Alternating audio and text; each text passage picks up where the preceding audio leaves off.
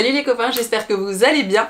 Bienvenue sur cette nouvelle vidéo qui va parler des choses que j'aime et que je déteste à Montréal. Je vous ai d'ailleurs invité à participer à cette vidéo sur Instagram. On va donc découvrir ensemble tout ça. Allez, c'est parti. Mais avant de commencer, parlons un peu de Je choisis Montréal car il commandite encore une fois ma vidéo. Pour ceux qui ne connaissent pas, Je choisis Montréal est une initiative de Montréal International. Ils ont à cœur d'aider les étudiants ou futurs étudiants internationaux à s'installer, à vivre, à travailler ici même à Montréal. En gros, ils vous aident dans vos démarches. Ils ont un site internet sur lequel tu pourras trouver l'établissement scolaire de tes rêves, mais également un portail avec des offres d'emploi, des offres de stage, des offres de bénévolat, tout ça. Cependant, c'est avec regret que je vous annonce la fin de leur mandat après de nombreuses années d'existence. Ils ne publieront donc pas de nouveautés sur leurs réseaux sociaux et sur leur site internet. Cependant, ils seront encore en ligne jusqu'à décembre. Donc vous avez le temps de récupérer toutes les informations dont vous avez besoin. Hâtez-vous! Donc les liens sont dans la description. Je choisis Montréal, c'est une page qui se tourne. En attendant, j'ai vraiment beaucoup apprécié travailler avec vous et surtout merci de votre confiance.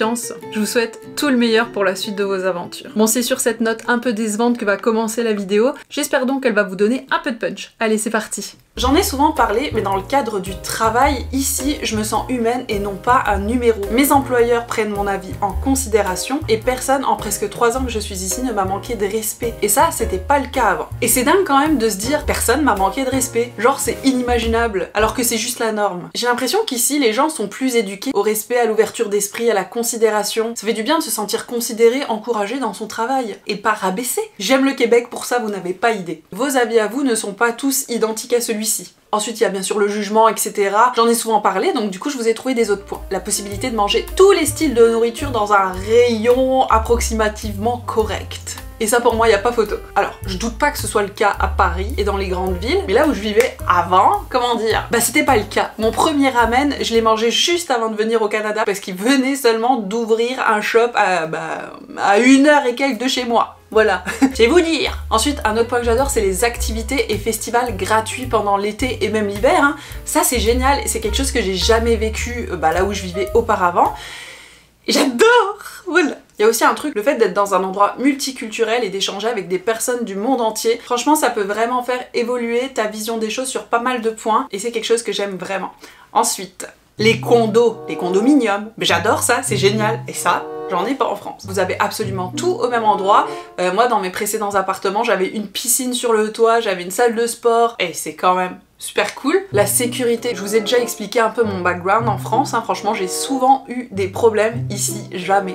Je me suis jamais fait agresser. Je me suis pris la tête une seule fois avec une personne et c'est parce que c'était le gars de la livraison de Walmart qui avait fait n'importe quoi. C'est une petite parenthèse, mais je n'ai jamais eu de problème ou de manque de respect. Et ça, c'est des vacances. Quand je suis revenue de Corée du Sud il y a 2 ans et que j'ai fait un arrêt en France, les gars, je venais de poser mon pied à l'aéroport que je me faisais déjà emmerdé, embêté par des gens qui voulaient te soutirer soit de l'argent, soit des clubs, soit de quelque chose, mais peu importe, mais en tout cas voilà, c'était insupportable et ça a pas arrêté hein, jusqu'à ce que je prenne le train et que j'arrive chez moi. Je me souviens ce jour-là, j'ai dit à ma mère, plus jamais je reviens en France. J'ai un peu pas le choix, mais j'ai en horreur de devoir retourner en France, voilà. Petit disclaimer, on est énormément à parler de la sécurité au Canada, que ce soit sur les réseaux, les youtubeurs, les influenceurs, enfin tout ça, mais en réalité on est vraiment en sécurité nulle part. On est d'accord que par rapport à la France, il n'y a pas photo, mais je tiens quand même à rappeler que je me suis fait suivre par un harceleur dans la montagne au Japon, alors que c'est censé être l'un des pays les plus sécuritaires au monde. On est réellement en sécurité nulle part. Ici à Québec, une amie s'est fait réveiller en plein milieu de la nuit par un cambrioleur qui était tranquille dans son salon en train de faire ses courses. Et parmi mes abonnés, une maman a eu super peur avec sa fille parce qu'elle s'est fait suivre par un homme dans la rue. Heureusement que le papa est arrivé à temps. Aussi dernièrement, il y a eu une fusillade au quartier chinois. En général,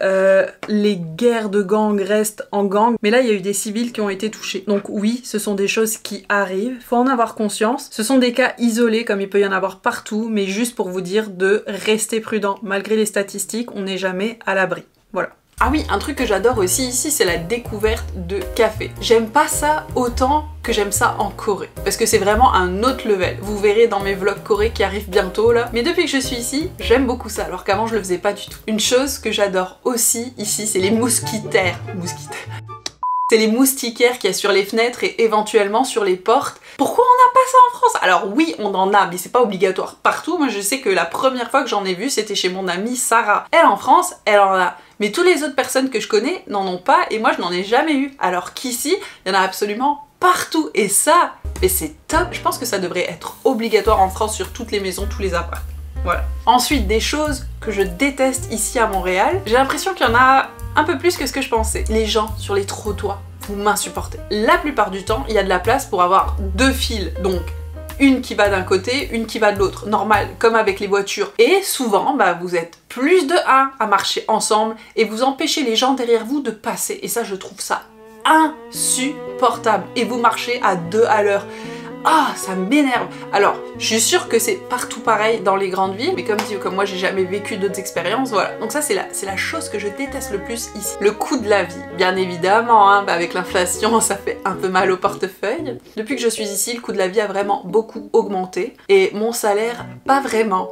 Donc après c'est un peu ma faute. Objectivement je pourrais trouver un autre travail qui paye mieux pour le même nombre d'heures que je fais actuellement, mais avec un autre travail ma capacité de production pour mon portfolio projet synthèse serait vraiment amoindrie, donc la qualité de mon travail serait moins bonne et mes chances de pouvoir éventuellement trouver un job à la sortie des cours seraient vraiment plus mauvaises, on va dire. L'un dans l'autre, j'ai privilégié d'avoir un meilleur portfolio plutôt que de pouvoir m'octroyer plus de petits plaisirs, voilà. C'est un choix. Indirectement, le coût de la vie, si j'avais changé de travail, ça aurait bien été. Donc un petit sacrifice maintenant pour une meilleure chance plus tard. J'aime pas vraiment manger depuis que je suis ici, à part dans les restos, les cafés, tout ça, bien entendu. Au-delà du fait que les bons produits sont chers, j'ai complètement perdu mes repères. Et des choses qui me rendaient heureuse en les cuisinant quand j'étais en France, j'ai malheureusement pas vraiment les moyens de me les acheter ici en tant qu'étudiante.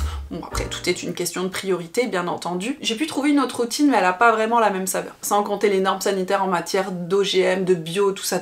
Alors, je vous l'ai déjà dit souvent en plus. Ici, j'achète vraiment souvent quand c'est en spécial, donc je peux pas vraiment prévoir mes plats, ce que je vais faire, mes recettes et tout à l'avance. C'est vraiment au cas par cas. La difficulté à trouver des toilettes publiques. Ça m'avait jamais vraiment frappé avant de partir en Corée du Sud et au Japon. Il y en a absolument partout, dans tous les métros, c'est gratuit. Je sais que vous en avez dans les centres commerciaux tels que par exemple le centre Eaton ou le centre des Jardins, mais ailleurs j'ai du mal un peu à visualiser. Par contre, ils sont gratuits, alors qu'en France, souvent ils sont payants. Vous allez rigoler, les kebabs. Les kebabs ici, les gars, ils sont pas bons du tout, hein. C'est une catastrophe. Dégueu.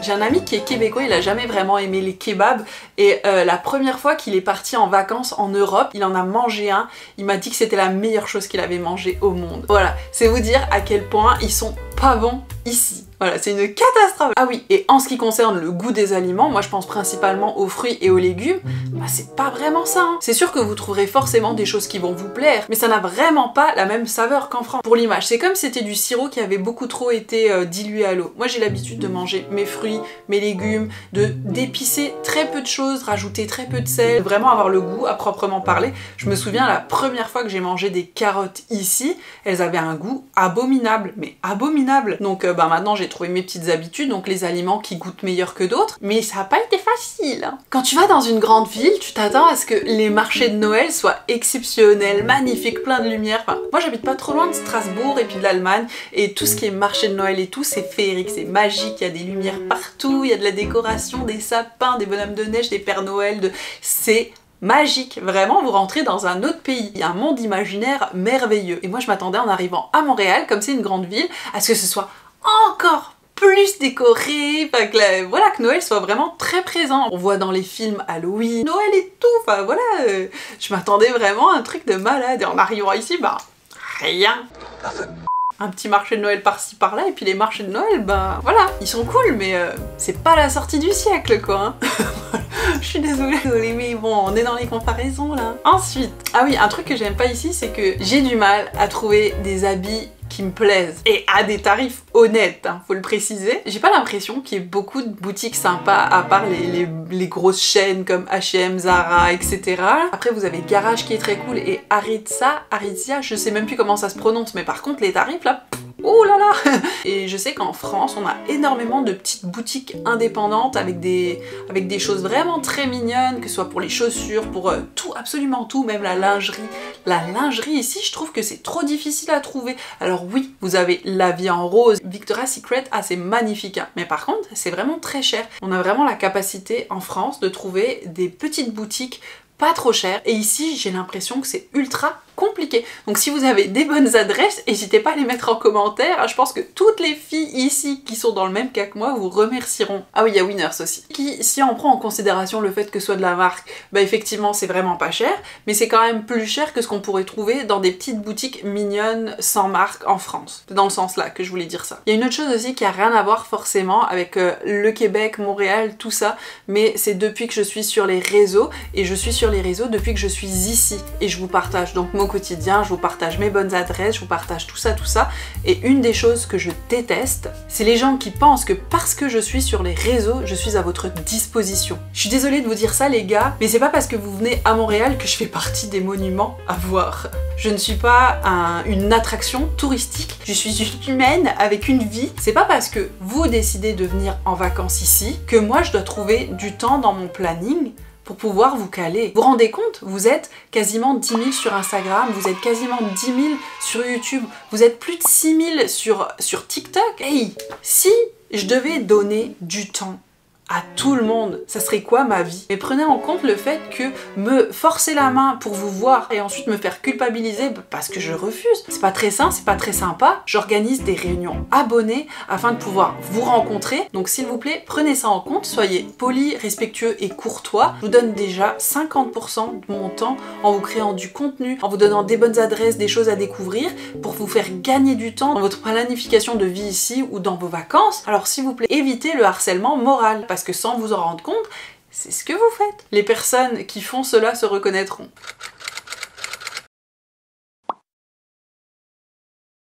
Bon, vous avez quand même été super nombreux à me répondre et j'ai pas pu caser tous vos commentaires. L'absence de code du travail, les patrons peuvent vraiment te faire vivre une misère. Bon alors ça semble être du vécu. C'est vrai qu'ici les lois sont différentes et ça paraît facile de se faire virer, mais à contrario pour rompre son contrat c'est ultra rapide aussi. Quand j'étais chez Structube, je leur ai dit que je souhaitais arrêter de travailler chez eux. Ils m'ont demandé si je pouvais venir travailler les 2 jours suivants et j'ai accepté, mais objectivement j'aurais pu juste dire bah non, salut, et puis basta. C'est pratique d'un côté mais de l'autre côté il y a le revers de la médaille. Tu peux perdre ton travail du jour au lendemain et c'est pas toujours facile. Vous avez été très nombreux à ne pas aimer le système de santé.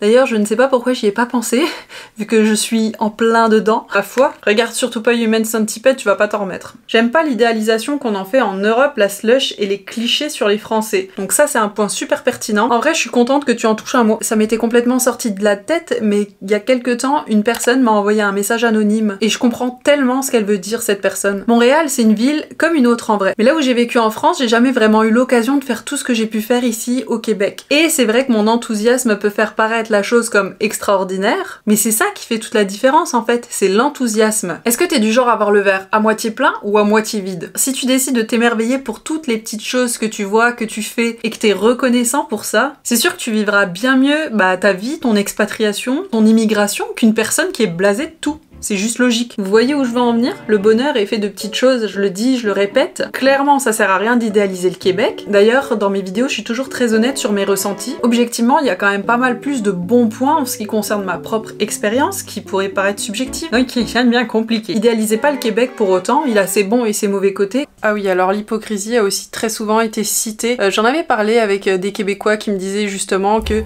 ça pouvait être pris pour de l'hypocrisie, mais qu'en fait c'était surtout la volonté de pas blesser la personne. C'est vrai que quand on regarde depuis toujours, c'est un peuple pacifique qui évite les problèmes. Donc voilà, c'est culturel. Oh, vous êtes énormément à pas aimer la neige, mais la neige c'est cool, moi j'aime ça. L'état des routes, ça, je suis sûre qu'on le voit dans toutes les vidéos sur le j'aime pas. Mais moi perso ça me dérange pas le moins du monde l'état des routes. J'adore tout sauf le centre-ville de Montréal. Ah bah oui, bah là, vaut mieux pas t'y rendre alors. La nature et le prix du fromage. Ah oui, le prix du fromage c'est cher, c'est tellement cher ici le fromage, c'est un truc de dingue. On a des bons français par ici, hein, attention. Je suis français! Les paysages, les maisons à l'américaine comme dans les films, oui c'est vrai. On en parle des bus aussi, on se fait charrier sur les réseaux par les Québécois parce que genre on est fascinés par les bus jaunes. Bah oui mais ça existe pas chez nous. Les French girls qui viennent au Québec. Ça va Mathieu? Tranquille? Poutine, bah oui la poutine. Je déteste les tips, je déteste ça aussi je t'avoue. Payer plus que le prix affiché, moi ça me rend dingue. Les buildings et les brunchs. Ça faut laisser à Montréal, les brunchs sont top. Et voilà, on a fait le tour. Je vous remercie encore d'avoir joué le jeu et d'avoir d'avoir participé. Ça me fait toujours super plaisir d'avoir vos avis, vos ressentis. Ah oui, je voulais vous dire qu'il va y avoir une petite pause dans les vidéos Québec-Canada pour la simple et bonne raison qu'il me reste encore les vidéos Japon à terminer et les vidéos Corée. Voilà, j'ai quand même pas mal de contenu à vous pondre et c'est le moment. En tout cas, ce qui est sûr, ce qui arrive, c'est ma graduation parce que il n'y a pas de surprise, je passe mon année dans tous les cas, voilà. Donc vous allez voir comment ça se passe une graduation au Canada. Et c'est très américain, vous allez voir. Moi je ne sais pas quand va être publiée la prochaine vidéo parce que je suis en fin de cursus universitaire. Ce qui veut dire que je suis en train de m'enterrer toute seule. Voilà, Bury Me Alive. J'adore cette chanson, soit dit en passant. J'espère que de votre côté tout va bien. Prenez soin de vous. Et moi je vous dis à plus. Bye bye.